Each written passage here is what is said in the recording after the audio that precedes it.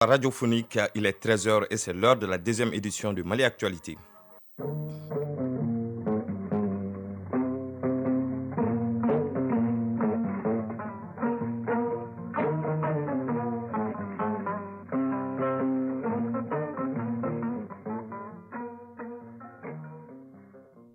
Le journal Bemba Sibi. Mardi 1er novembre 2022, mesdames et messieurs, bonjour et bienvenue dans ce journal. À la technique, Bintou Traoré. La mise en ligne est assurée par Sekou Traoré. Dans les titres de cette édition de la satisfaction, c'est le sentiment qui anime les membres de la commission de rédaction de la nouvelle constitution à la fin de leur mission. Les raisons dès le début de ce journal. Le grand format d'aujourd'hui s'intéresse au maquillage, un métier au féminin qui se conjugue de plus en plus au masculin. Vous entendrez le parcours de deux jeunes hommes qui gagnent leur vie en exerçant ce métier. Le grand format est signé Maïmouna Guindo. L'actualité internationale nous amènera en Algérie avec l'ouverture aujourd'hui du 31e sommet de la Ligue arabe. La situation reste tendue entre la RDC et le Rwanda qui s'accusent mutuellement et le président russe Vladimir Poutine appelle l'Ukraine à garantir la sécurité des navires empruntant le couloir pour les exportations de céréales. En sport, l'AS Real et le Djoliba AC entrent en lice cette semaine dans le cadre du tour de cadrage aller de la Coupe de la Confédération. Il sera également question de la 6e et dernière journée de la phase de groupe de la Ligue des Champions d'Europe. Le résumé de l'actualité sportive, c'est avec Siragato Sissé. Le développement de tous ces titres dans un instant. Mesdames et messieurs, bonjour et bienvenue dans ce journal. Fin de mission donc. Pour la commission de rédaction de la nouvelle constitution, les membres de la commission se sont retrouvés autour du président pour une cérémonie sobre mais empreinte de solennité et surtout d'autosatisfaction en attendant une suite à donner aux documents ainsi rédigés. Suivant les propos du professeur Fousseini Samake, président de la dite commission, il est au micro de Aloussine Touri. Un sentiment du devoir accompli. Si l'on tient compte des contraintes qui sont liées nécessairement à un calendrier très serré. Je voudrais d'abord véritablement remercier le président de la transition, chef de l'État, qui a bien voulu placer sa confiance en nous. C'est un travail qui est fait exclusivement par des Maliens. Je voudrais également remercier vraiment tous les Maliens qui ont bien voulu contribuer par leur présence à des rencontres, également par leur contribution, donc contribuer à l'élaboration de ce document crucial pour notre pays. La commission achève son travail aujourd'hui. Le document a été remis au président de la transition, chef de l'État. C'est à lui de déterminer la suite qu'il entend réserver à cet avant-projet de constitution. Toutes, 100 femmes, toutes des veuves de militaires seront initiées aux techniques de transformation agroalimentaire. La formation se tient au centre agroalimentaire de Sibi dans le Mandé.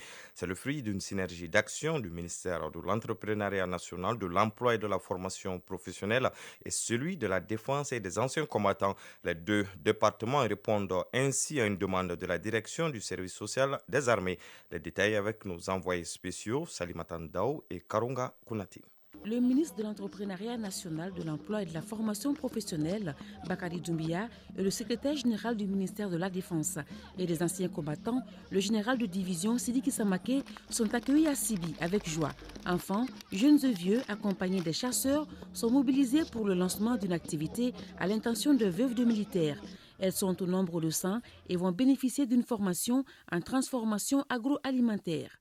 Les ministères en charge de la défense et de la formation professionnelle ont signé cette année un accord cadre pour la gestion des besoins de formation.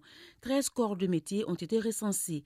Parmi eux, la transformation agroalimentaire dont bénéficient les veuves sur demande de la direction du service social des armées.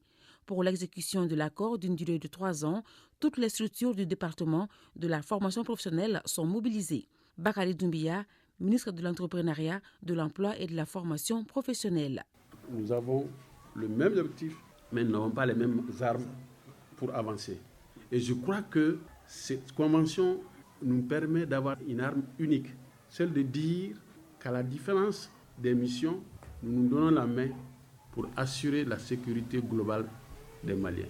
Parce que vous êtes le premier département avec qui nous avons signé une telle convention. À Sibi, la délégation ministérielle a visité le centre agroalimentaire qui va initier les femmes aux techniques de transformation du manioc en gari, atiké et amidon.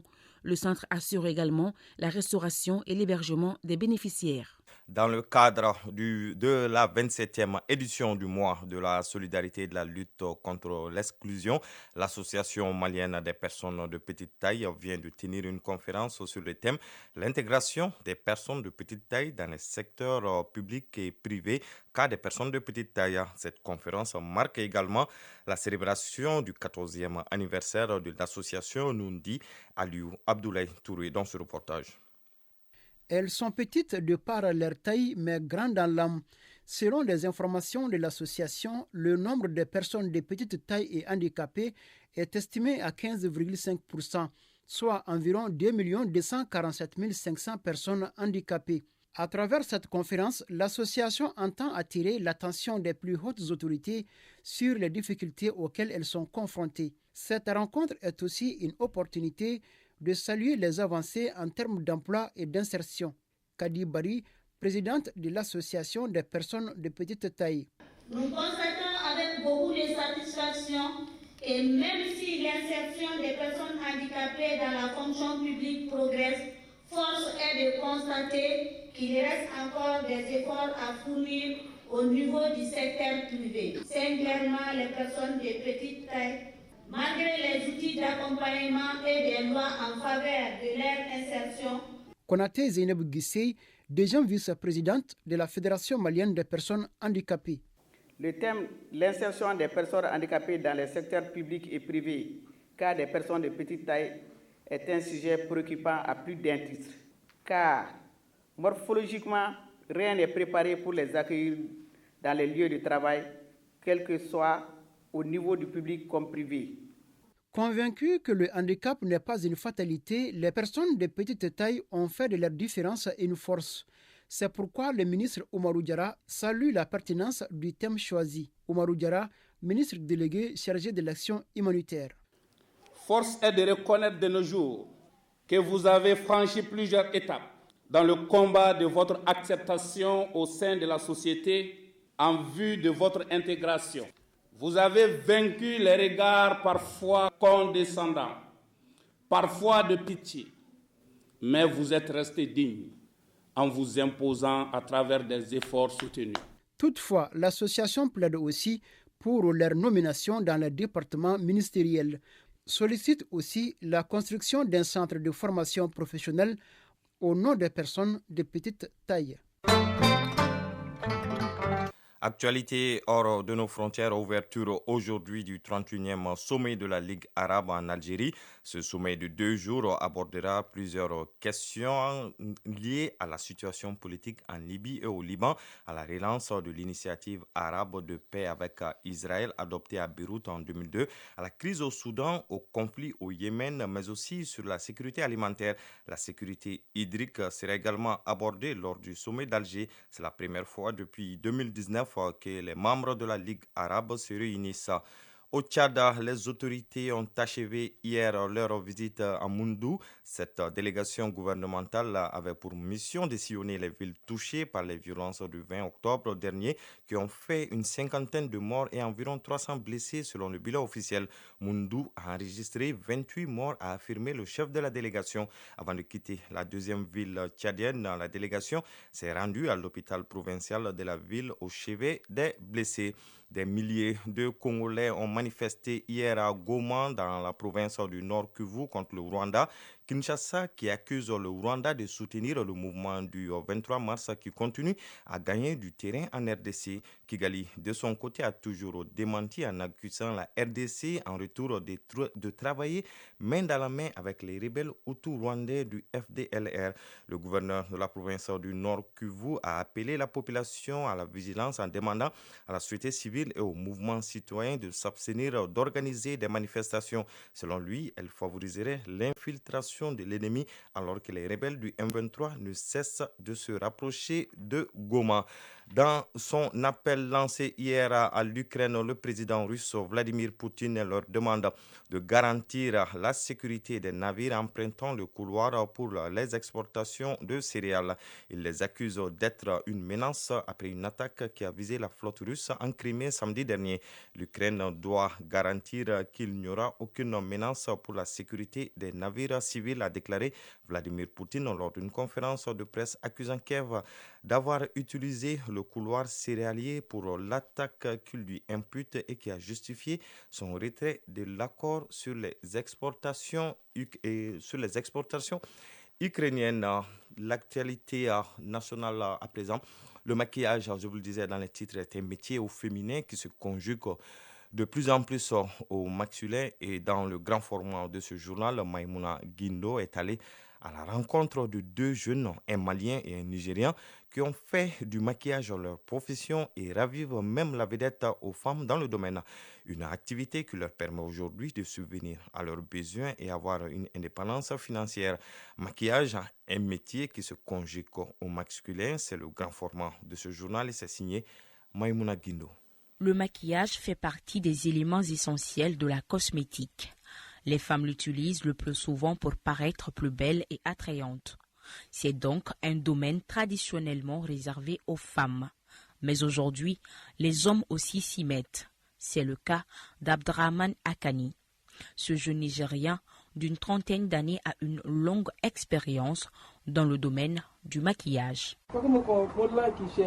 Quand j'étais au second cycle, je m'exerçais sur une fille qui était chez nous pour apprendre à maquiller. J'aime le travail des filles, c'est pourquoi j'ai décidé d'être maquilleur. Au moment où j'ai terminé mes études, j'ai ouvert mon salon et ça fait 10 ans que j'exerce le métier.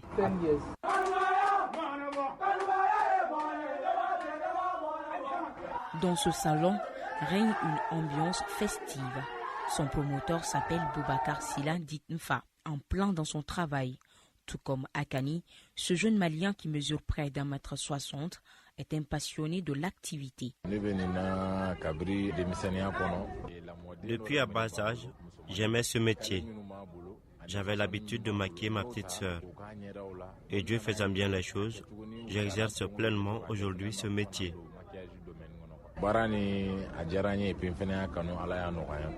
Dans leur salon, Akani et Mfa ne chantent pas du tout, car le maquillage fait partie des astuces de beauté très prisées par la gente féminine. Peu importe le coût, l'essentiel pour les clientes est de se donner un nouveau visage. Au salon, il y a un maquillage de 10 000, 15 000, sans fossile, et 15 000, 20 000 avec fossile. Ça dépend de ce que vous voulez choisir. On maquille les maillots à 50 000. Si c'est le déplacement, le maquillage devient 75 000. Il y a plusieurs sortes de maquillage, le maquillage simple et le maquillage nude. Les prix varient entre 3 000 et 30 000, voire plus. Mais pour les mariés, c'est à 50 000 les soins de visage et les soins corporels. Grâce au professionnalisme et à la qualité du travail des deux maquilleurs, les clientes repartent toujours satisfaites, comme le confirment certaines d'entre elles rencontrées sur place. Madame Si Mariam, cliente de Akani. Parce qu'en fait, la première fois, je suis venue il y a 3 ans de cela. Il m'a maquillée et ça m'a plu. Donc c'est pour ça que je suis retournée ici. J'ai confiance à lui. Il fait bien son travail. Khadijatou Koulibaly, cliente d'Umfa. Ce maquillage-là. Il connaît bien son boulot. Quand il me maquille, je suis toujours satisfaite. C'est pourquoi je viens tout le temps chez lui. Généralement, les hommes qui évoluent dans les domaines des femmes font bien leur travail. Armés de leurs outils de travail, notamment le gloss et la palette de maquillage, Akani et Boubacar Sila sont souvent vus d'un mauvais œil par certains. Car dans la société malienne, voir un homme maquillé a quelque part l'air de quelque chose qui sort parfois de l'ordinaire.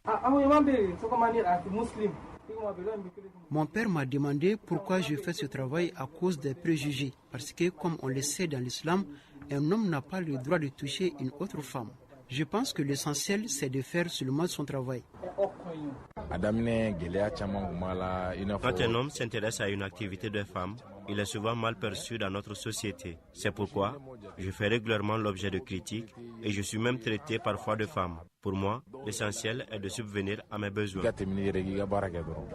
Si la beauté n'a pas de prix pour les dames, elle a quand même un coût.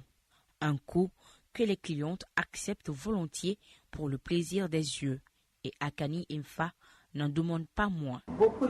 J'ai gagné beaucoup d'argent grâce à ces métiers de maquilleur. J'ai pu investir pour la construction de ma maison. J'ai dépensé au maximum 6 millions pour mes études supérieures. Et je fais de l'investissement dans d'autres domaines. Alhamdulillah, j'arrive à m'en sortir par la grâce de Dieu. Aujourd'hui, j'ai une voiture, un terrain et j'ai pu construire ma maison et ouvrir mon propre salon. Comme on lui dit, les difficultés sont inhérentes à toute activité et le métier de maquillage ne fait pas exception à cette règle. La rentabilité de l'activité est loin d'occulter les préoccupations des professionnels du domaine. On rencontre des difficultés au niveau de la clientèle. Certaines clientes nous amènent des photos pour qu'on puisse reproduire le même maquillage. Mais elles oublient que les visages ne sont pas pareils. C'est la seule difficulté à laquelle je suis confronté, sinon ça va dans l'ensemble. Comme tout travail, on rencontre des difficultés. Il y a des clientes qui sont très exigeantes. Au cas où elles ne sont pas satisfaites, on arrive toujours à trouver un terrain d'entente. Car ici, le client est toujours au roi. Le maquillage se marie au masculin, tout comme beaucoup d'autres métiers réservés par le passé à la femme. L'inverse est aussi une autre réalité dans notre pays, avec un dénominateur commun, sortir de la dépendance économique. 13h passées de 16 minutes. À présent, l'actualité sportive dans ce journal avec Siragatou Sissé qui est déjà dans les starting blocks.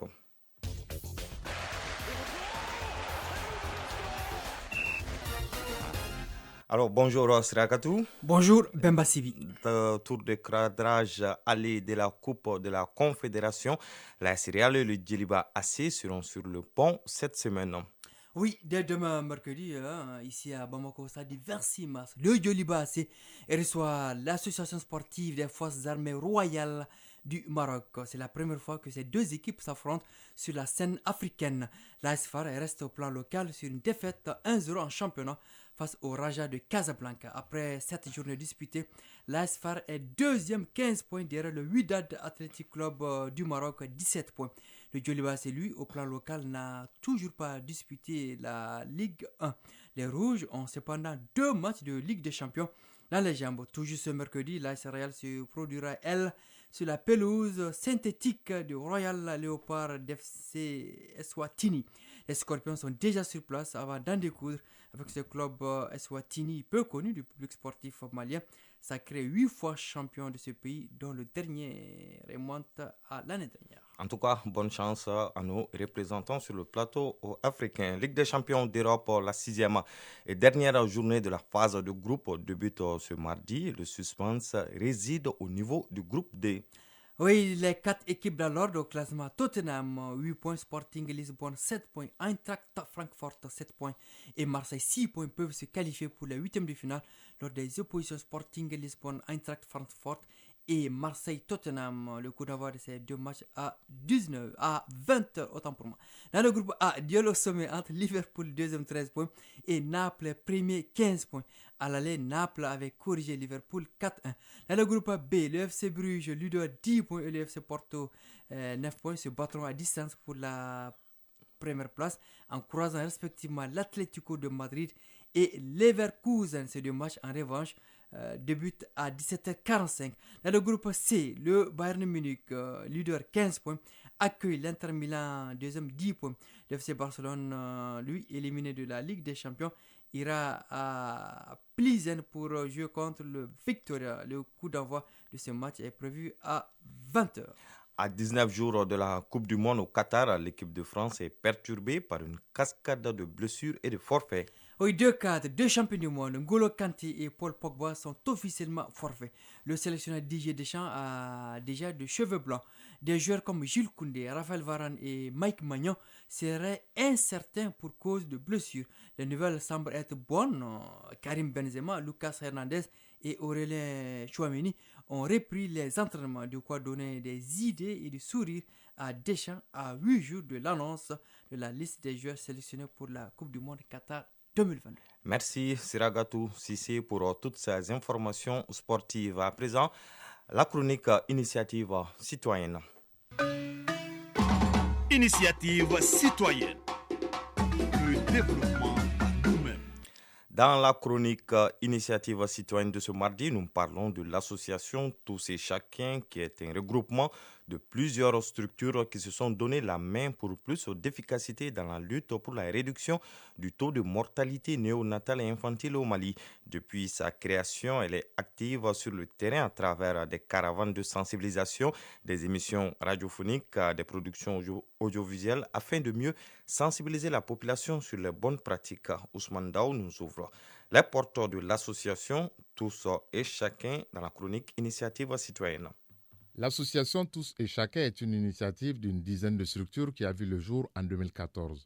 Elle s'est donnée pour mission d'aider l'État dans ses efforts pour l'atteinte des objectifs du développement durable ODD en apportant une contribution à la réduction de la mortalité néonatale infantile. C'est dans ce sens qu'elle organise chaque année une caravane de sensibilisation et d'information avec des causeries éducatives dans les CESCOM et des émissions radio. Babi Korotumu Oumar Kontao, présidente de l'association Tous et Chacun. Nous faisons la promotion de la santé de la reproduction à travers les sensibilisations pour amener la population à adopter les bonnes pratiques sur la santé de la mère et de l'enfant.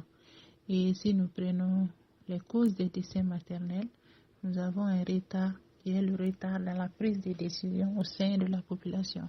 Nous partons à la rencontre des leaders communautaires, des leaders religieux, les groupements de femmes, la jeunesse, dans les régions, dans les cercles, pour qu'ensemble nous puissions trouver une solution pour contribuer à la réduction de la mortalité maternelle, néonatale et infantile. Nous parlons de la planification familiale, nous parlons de l'accouchement dans un centre de santé, les avantages de la consultation prénatale. Nous organisons aussi une caravane de sensibilisation sur le lavage des mains au savon. Au-delà des difficultés souvent liées au manque de financement et l'obtention d'une bonne logistique pour réussir sa mission, l'association s'est implantée un peu partout afin de mieux vulgariser les messages. Nous sommes dans 46 CESCOM dans les districts de Bamako, dans les cercles de Kalabankoro et de Kati. Nous passons dans les CESCOM pour sensibiliser les mamans sur l'allaitement maternel exclusif et la diversification alimentaire. Comme difficulté, nous n'avons pas assez de moyens logistiques pour atteindre notre objectif qui est d'étendre cette sensibilisation. Pour être encore plus efficace dans la lutte pour la réduction du taux de mortalité néonatale infantile, elle a des perspectives. Babi Korotumu Oumar Kontao, présidente de l'association Tous et Chacun. Les perspectives dans le futur que l'association Tous et Chacun envisage, c'est de transformer l'association en ONG et avoir beaucoup de partenaires pour atteindre nos cibles et créer une large chaîne de communication autour des enfants et des adolescents sur leurs droits à la santé. Selon les chiffres du ministère de la Santé et du Développement social de l'enquête démographique de la santé, le taux de mortalité maternelle néonatale et infantile reste encore élevé au Mali. Ce taux est de l'ordre de 325% naissances vivantes, 33 pour 1000 nouveau-nés. C'est pourquoi l'association Tous et Chacun, au dire de sa présidente, s'engage à faire baisser la courbe, mais compte sur l'adhésion de la population. À 13h23 prend fin ce journal qui vous a été présenté par Bemba Sibi, mise en ligne Sekou Traoré. La partie technique était assurée par Bintou Traoré. Une réalisation de dossier Baba Diara et Maïmouna Guindo. La coordination était assurée par Ousmane Dao. Merci de l'avoir suivi et bonne suite de programme sur les ondes de la Radio nationale du Mali.